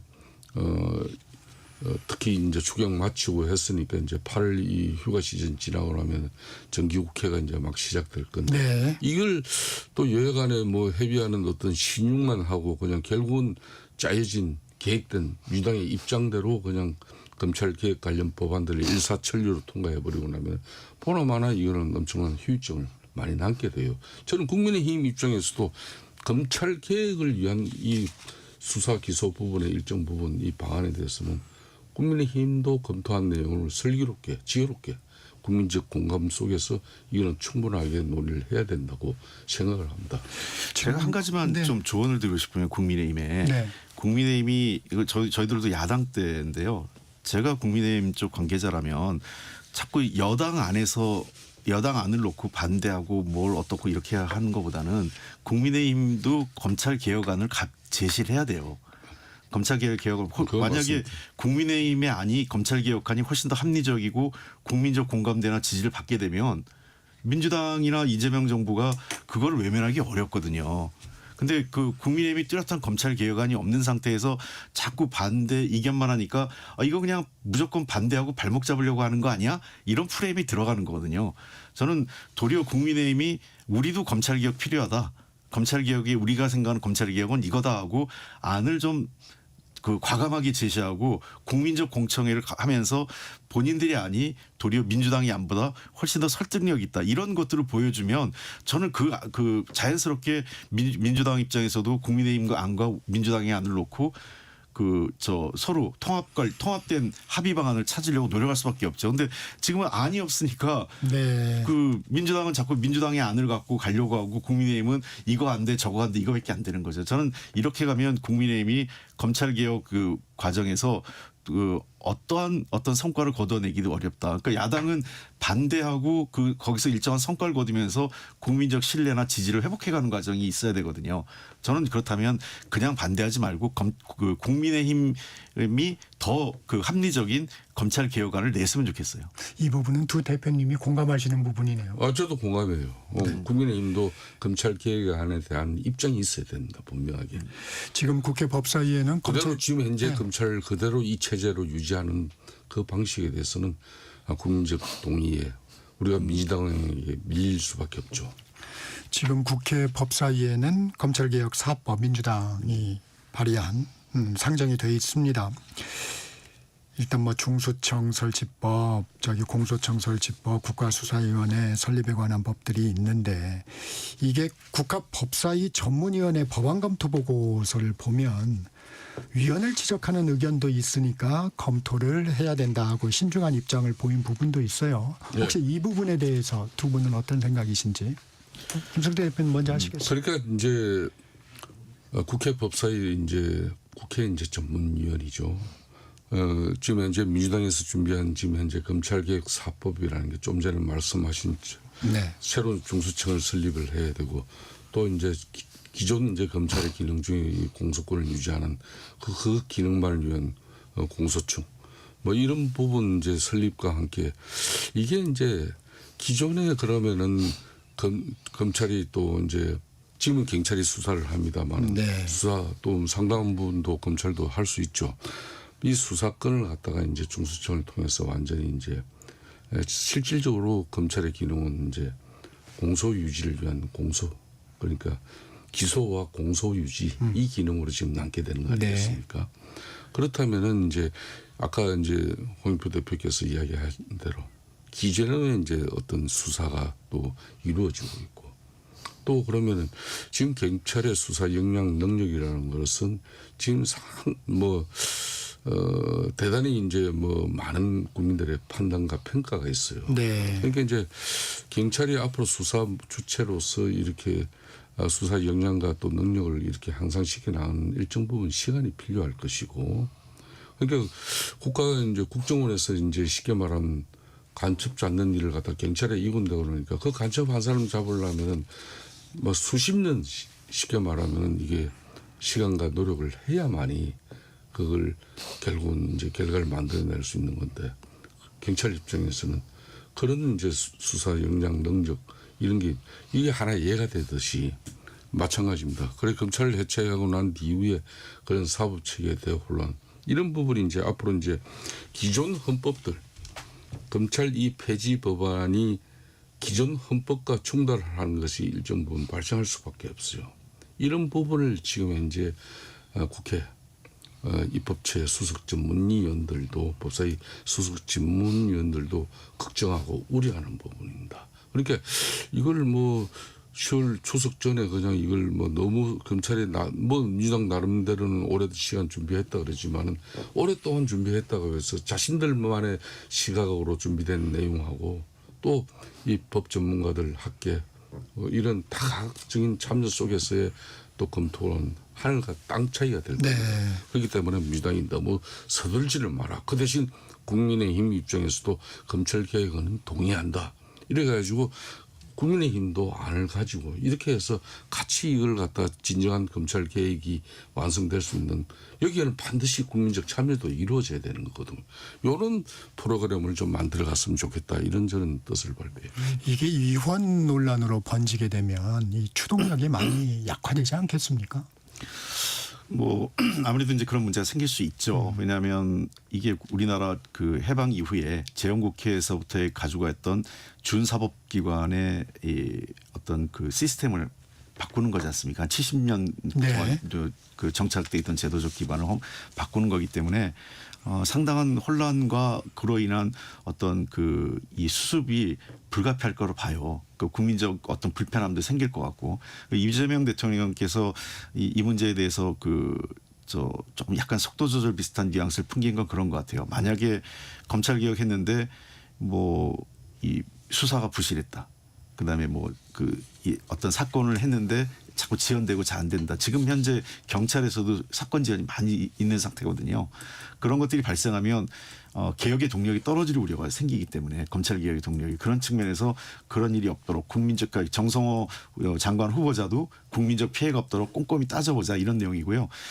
결국은 우리 헌법에 기재되어 있는 기소독점주의를 어떻게 새롭게 재해석하고 아니면 필요하면 개헌을 해야 되는 문제도 있고 아니면 헌법적 해석을 달리해서 자칫하면 이제 헌법재판소의 판단을 받을 수도 있어요. 네. 그러니까 그런 논란들을 최소화할 수 있도록 이 기존의 현재 현행 헌법에서도 문제가 없도록 하는 게 제일 좋고 만약에 문제가 있다면 지금 개헌도 어차피 필요하기 때문에 개헌 과정에서 그러한 약간의 헌법에 위배될 요소, 헌법의 불합치 이런 부분들을 해소하려고 하는 개헌 방안도 같이 만들어야 되는 거죠.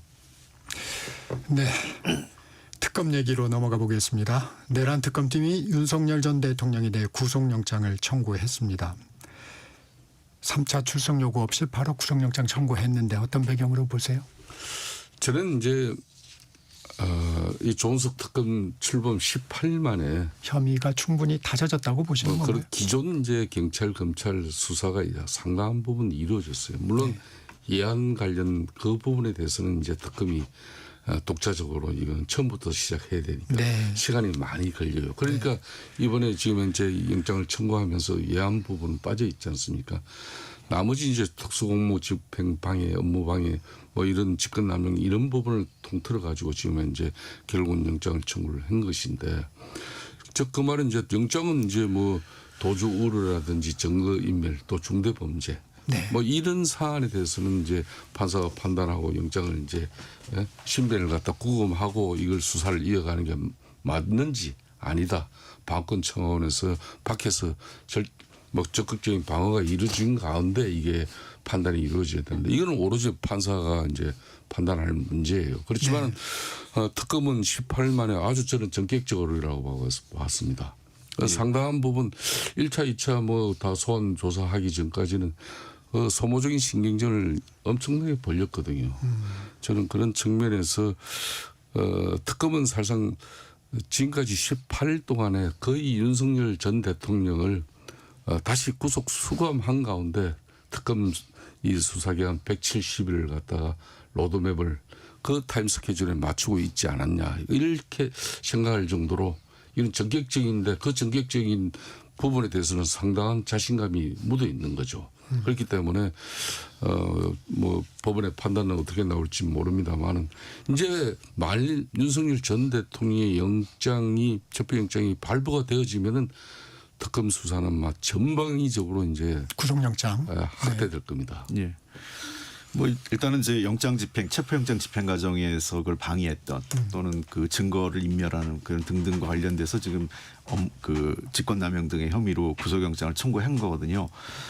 글쎄요, 법원의 판단이 어떻게 될지 모르겠지만 아직 일정도 안 잡혔기 때문에 영장 심사 일정이 안 잡혔는데 조금 우세한 것 같아요. 영장 발부 가능성에 대해서. 왜냐하면 첫 번째는 범죄 혐의가 중대하고 그리고 두 번째는 그러니까 범죄 혐의에 대한 소명이 이루어진 것으로 지금 판단을 하고 있더라고 법조계 안에서는요. 그런 측면에서 유일하게 이제 남은 것은 도주 우려. 그게 없는 그거 하나로 이번에 도주 우려까지 더 얘기를 했더라고요. 예, 검찰은 이제 특검은 얘기를 하는데 그 법원에서 판단은 전직 대통령이 어디 도망가겠느냐 이제 유일하게 이제 그 법조계 사람들의 의견이에요. 법조계 사람들은 윤석열 전 대통령 측에서 유일하게 불구속 수사를 원할 수 있는 그리고 할 수 있는 근거 중에 하나가 도주 우려가 없다라는 걸 강조하는 거 외에는 다른 게 없지 않느냐 이렇게 얘기를 하더라고요. 그러니까 그거는 이제 논란의 여지가 있으니까 제가 보기에는 이게 조은석 특검식의 수사 방식이 드러나는 거예요. 그러니까 보통의 그 검사들이 아래에서부터 관련자들 증거 그렇죠. 수집하고 그러한 사람들 하고 구속하면서 최고 그 꼭대기로 수사로 올라가는데 조은석 수석 그 특검의 그 수사 방식은 늘 제일 위에서부터 쳐내려가는 방식을 한다는 게 이제 그 검찰 안팎에서 얘기였는데 역시 그 방식을 하는 것 같습니다. 그래서 윤석열 대통령을 확보하고 나면 도리어 나머지 사람들이 더 쉽게 진술한다고 보는 겁니다. 시간이 좀 짧은데 마지막으로 좀 짧게 답변을 좀 부탁드리겠습니다. 국민의힘에서 안철수 혁신위원장이 이끄는 혁신위가 이번 주에 출범을 합니다. 과제나 한계 좀 지적해 주시면 어떻습니까? 안철수 혁신위가 사실상 작년 12.3 비상계엄 이후에 4.4.1 헌재 파면 결정과 또 6.3 조기 대선을 통해서 엄청난 참패를 가져왔습니다. 그렇다면은 윤석열 전 대통령 혼자 뭐 당을 탈당하고 또 헌재에서 파면 결정이 이루어졌다고 해서 책임을 다한 거 아닙니다. 집권 세력이었던 국민의힘이 엄청난 자정 노력, 즉 변화와 쇄신을 통해서는 그 변화된 모습을 국민들에게 보여줘야만이 앞으로 야당된 역할을 할 수 있다. 그 중심의 가장 핵심적인 인적 청산입니다. 책임질 윤석열 전 대통령과 같이 책임을 지고 책임을 물어야 될 사람은 책임을 물어야 되는데 그걸 지금 현재 안철수 혁신위원장이 해낼 수 있을 건지 저희는 거기에 강건히 달려있다고 보고 있습니다. 인적 정산 그 어려운 걸 해낼 수 있을까요? 그러니까 그거를 못하면 그 혁신을 했단 말을 듣기 어려울 겁니다. 왜냐하면 혁신을 시스템을 바꾸는 거는 시간도 많이 걸리고 눈에 드러나지 않거든요. 일단은 가시적인 형태의 그 소위 친윤 당권파의 핵심적인 사람들에 대한 뭐 백의종군 내지는 뭐 그 정계 그 은퇴 수수 그 요구 정도를 강도 높게 하면서 국민적 힘을 모아가야죠. 그렇게 해야만 혁신을 성공할 수 있고 국민들은 저 국민의힘이 정말 바꾸려고 하는구나 이런 것을 가시적으로 확인하게 될 겁니다. 그래서 인적 쇄신이 안철수 혁신위의 최우선 과제이고 제일 먼저 해야 될 과제입니다. 네, 여기까지 듣겠습니다. 홍익표 전 민주당 원내대표, 김성태 전 국민의힘 원내대표와 함께했습니다. 고맙습니다. 예, 감사합니다. 고맙습니다. 전격시사 듣고 계신 지금 시각 8시 47분입니다.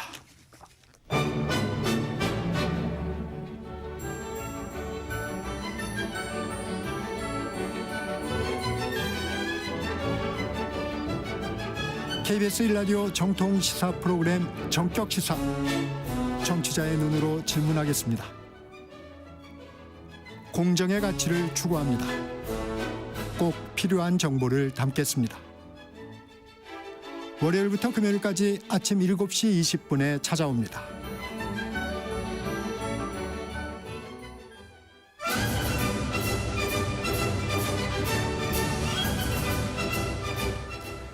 스포츠로 활기차게 한 주를 여는 스포츠 먼데이 KBS 김한수 기자와 함께합니다. 김 기자 안녕하세요. 네, 안녕하세요. 프로야구 소식부터 알아볼까요? 올 시즌 한화의 상승세 무섭습니다. 정말 무서운데요. 사실 한화가 처음 시작했을 때만 해도 LG에 좀 눌려있는 분위기였어요. 네. 그런데 한번 이렇게 치고 올라오기 시작하니까 정말 걷잡을 수가 없습니다. 사실 어제 경기 보시면 홈런만 4방이 터졌거든요. 네. 빵빵빵 터지는데 무섭기도 무섭지만 경기가 끝나고 나니까 49승 2무 33패. 그리고 이 공동 2위인 롯데와 또 기아와 3경기 반차. 남은 올스타전 앞두고 3경기 남았는데 3경기 하지 않아도 전반기 1위.